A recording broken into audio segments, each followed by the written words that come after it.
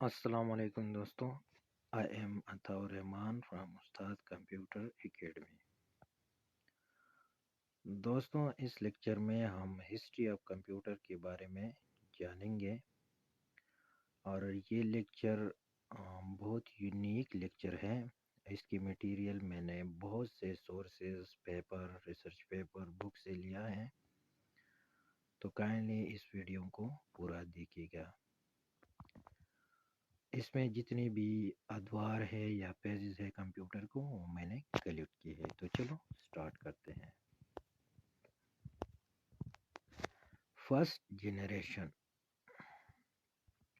یعنی کمپیوٹر کا جو فرسٹ جنریشن تھا اس کا ڈیوریشن ہے 1937 سے لے کر 1946 تک، یعنی 1937 سے لے کر 1946 تک. یعنی اس پہ کمپیوٹر کی کون کون سے انوینشن تھے، اس کے کون کون سے نام تھے، اور اس میں کون کون سے جو ہے نا تبدیلی آئی تھی. تو چلو فارمل سٹارٹ کرتے ہیں.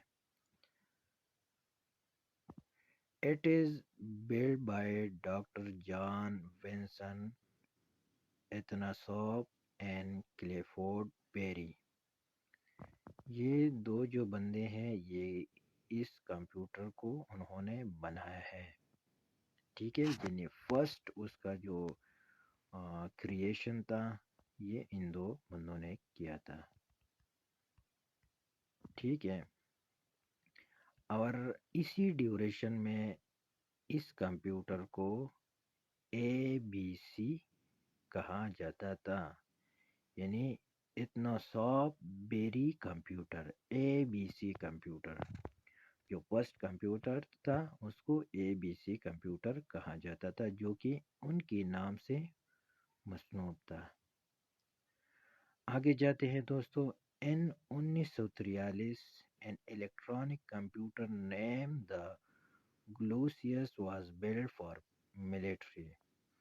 پھر فردر جب وقت گزرتا گیا تو 1943 میں ایک الیکٹرانک کمپیوٹر آیا جس کا نام تھا گلوسیس. یعنی گلوسیس مینس کہ ایک بڑا سا ڈیوائس یا دیوہیکل ڈیوائس، اور وہ خاص کر ملٹری جو فوج سے ریلیٹڈ ہوتے تھے اس کے لیے انہوں نے بنایا تھا. More development continue in 1946. The first general purpose digital computer, the electronic numerical integrated and computer ENIAC یا ENIAC was built. اب جب 1946 تک بات پہنچ گئی تو کیا ہو گیا؟ جب ڈیولپمنٹ میں تو 1937 سے لے کر اس میں تو روز بروز ڈیولپ ہوتا گیا. تو کیا ہو گیا؟ 1946 میں پہلا کمپیوٹر آیا جو ڈیجیٹل کمپیوٹر تھا، یعنی اس میں ڈیجیٹل چیزیں ڈیجیٹل ڈیوائسز یوز کیے گئے تھے، اور اس کا نام کیا تھا؟ The electronic numerical integrated and computer, انیک یا ENIAC. یہ انہوں نے کیا بنایا. ٹھیک ہے دوستوں، پھر کیا ہوا جب یہ وجود میں آیا ملٹری کے لیے؟ تو پھر کیا ہوا؟ This computer weight 30 ton and had 18,000 vacuum tube which was use for processing. یہ بہت یونیک جملہ ہے دوستوں، اس کو تھوڑا غور سے سنے گا. اس ٹائم کمپیوٹر کا جو وزن تھا وہ 30 ٹن تھا. ٹھیک ہے، تو جو 30 ٹن ہے ان سے بنتے ہیں یعنی 27,210 kg یا 544 من اس کا وزن تھا. تو آپ لوگ سوچ سکتے ہو کہ اس کا وزن کتنا بڑا تھا. اور اس میں کتنی یعنی 18,000 ویکیوم ٹیوب تھے. ٹھیک ہے، جو کہ اس میں کام کرنے کے لیے، پروسیسنگ کرنے کے لیے یوز ہوتا تھا. وچ ور یوز فار پروسیسنگ، یعنی یہ ویکیوم ٹیوب کس چیز کے لیے یوز ہوتا تھا؟ پروسیسنگ کے لیے یوز ہوتا تھا، اور یہ اس کا وزن تھا. When this computer was turned on for the first time, light dim and section of Philadelphia USA. اب یہ دیکھو دوستوں، جب بھی یہ جو کمپیوٹر تھا 30 ٹن، یہ جب آن ہو گیا اس ٹائم، تو فیلیڈیپیا یہ یو ایس اے کا ایک لارجسٹ سٹی ہے، وہاں پر یہ لیبارٹری اور یہ چیزیں ہوتی تھی. تو اس ٹائم وہاں کی جتنی بھی گھر تھے یا جتنی بھی آبادی تھی، اس میں لائٹ ڈم ہو گیا. کیونکہ کمپیوٹر نے اتنا الیکٹریسٹی کنزیوم کیا. ٹھیک ہے، آپ سرچ بھی کر سکتے ہو کہ فیلیڈیپیا کہاں پہ ہیں، اس کی آبادی کتنی ہے، تو آپ اس کو سرچ کر سکتے ہو تھرو انٹرنیٹ. تو آپ سوچ سکتے ہو کہ اس وقت کمپیوٹر نے کتنا الیکٹریسٹی کنزیوم کیا تھا. Computer of this generation could only perform a single task and they had no operating system. اس ٹائم کیا؟ اس ٹائم ایک وقت پر کمپیوٹر صرف ایک کام کر سکتا تھا. یعنی سپوز اگر کوئی بندہ لکھائی کرتا تھا یا جمع کرتا تھا منفی وغیرہ، تو ایک ٹائم پہ ایک کام کر سکتا تھا. جس طرح آج کل ہم ملٹیپل ٹاسکنگ کرتے ہیں یا ملٹی ٹاسکنگ کرتے ہیں، سانگز بھی سنتے ہیں، لکھائی بھی کرتے ہیں، پیجز بھی اوپن ہے، لیکن اس ٹائم پر یہ چیزیں نہیں تھیں. اینڈ دے ہیڈ نو، اور اس ٹائم اس میں آپریٹنگ سسٹم نہیں تھا، جو کہ آج کل جو ونڈوز ہے یا ہمارے موبائل میں اینڈرائڈ ہے، یہ چیزیں نہیں تھی. تو دوستوں، یہ 1937 سے لے کر 1946 تک فرسٹ جنریشن کی کمپیوٹر کی ہسٹری ہے. آپ اس کو نوٹس بھی آپ اس سے بنا سکتے ہیں اور اس کو پراپر میمورائز بھی کر سکتے ہیں. اب آتے ہیں سیکنڈ جنریشن کی طرف. تو یہ 1947 سے شروع ہو کر 1962 تک جو بھی ڈیوریشن ہے، اس کو کہتے ہیں second generation of computer. It is use transistor instead of vacuum tube. جو پہلے کمپیوٹر تھے تو انہوں نے کیا، وہ ویکیوم ٹیوب یوز کرتا تھا. لیکن اب اس جنریشن کے کمپیوٹر میں ٹرانزسٹر آ گئے، جو آپ کی چیزوں کو میمورائز کرتے ہیں یا جو کرنٹ کی فلو ہوتے ہیں وغیرہ، وہ کنٹرول وغیرہ کرتے ہیں. تو ٹرانزسٹر اس میں یوز ہو گیا ابھی. In 1951, the first computer for commercial use was introduced to the public, the Universal Automatic Computer. پھر کیا ہوا؟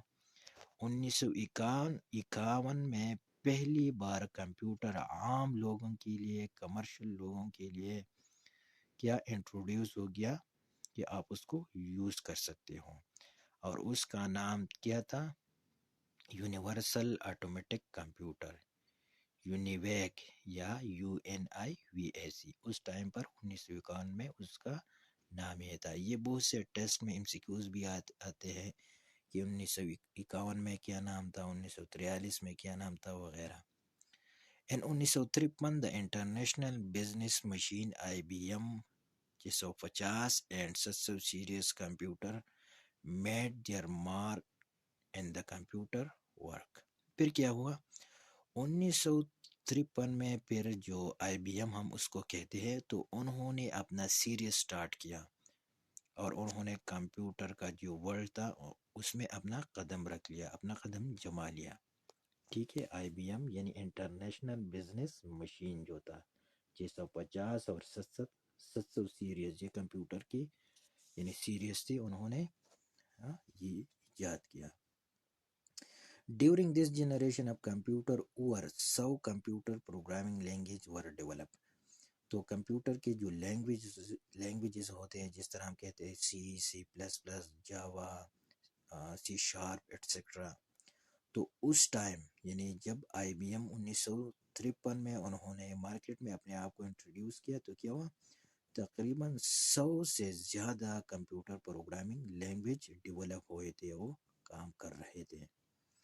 Computer head memory in operating system. اب اسی ڈیوریشن میں جو سیکنڈ جنریشن ہے اس میں کمپیوٹر کی کیا ہے، اس میں میموری بھی تھا اور آپریٹنگ سسٹم بھی تھا. جو پہلے کمپیوٹر اس میں میموری نہیں تھا، صرف ویکیوم ٹیوب تھی اور آپریٹنگ سسٹم نہیں تھا، اور اس بار اس میں میموری بھی ہے اور آپریٹنگ سسٹم بھی ہے. Store media such as tape and disk were in use also were printed for output. اب کیا تھے، یعنی مختلف قسم کے جو اسٹوریج ڈیوائسز تھے یا میڈیا تھے جس کو ٹیب اور ڈسک کہا جاتا تھا، یہ بھی ہوتے تھے، اور پرنٹ اس سے پرنٹ بھی لیا جاتا تھا، یعنی پرنٹر بھی اس کے ساتھ انہوں نے لگایا تھا. تو دوستو یہ سیکنڈ جنریشن 1947 سے لے کر 1962 تک کمپیوٹر کی مختلف قسم کی انوینشن ہے. اس کے اندر کیا ہو گیا، وہ کیسے چینج ہو گیا، تو یہ وہ بلیٹ پوائنٹ ہے. آگے جاتے ہیں تھرڈ جنریشن کی طرف، 1963 یا پریزنٹ، یعنی 1963 سے لے کر ابھی تک جو کمپیوٹر میں جتنی بھی ڈیولپمنٹ ہوتے ہیں تو اس کو ہم کہتے ہیں تھرڈ جنریشن.